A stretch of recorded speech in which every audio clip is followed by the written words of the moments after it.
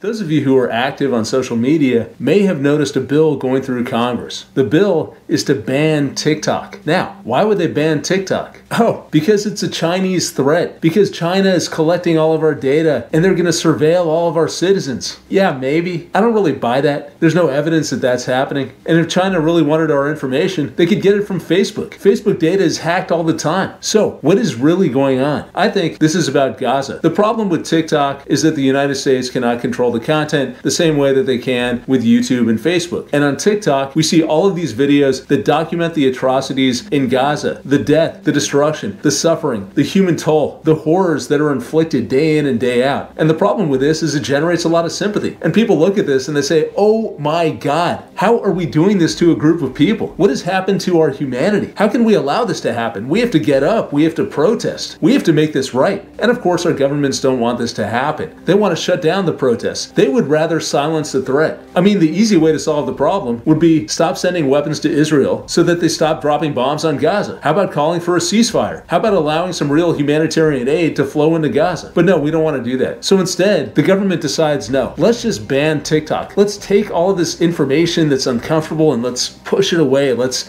hide it in the shadows. And eventually, people will forget about it and we'll move on to something else and we can keep on doing what we're doing. The problem is it doesn't change reality. This is actually happening. And think about us. We as human beings are a social species. We connect with other people. If you see someone in pain, you feel that pain. You want to do something to help them. So for us to pretend that what is happening is not happening, for us to completely ignore or rationalize the suffering in Gaza, we have to shut that part of ourselves down. We have to put a wall around our heart. We have to close ourselves off to the rest of humanity. And that's not good. It turns us into these miserable, wretched people who can't have any real human relationships, who can't open themselves up and have actual intimacy in their lives. So not only is this bad for the world, it's bad for us. We don't want to be evil, miserable people. Let's not pretend that this is not happening. Peace.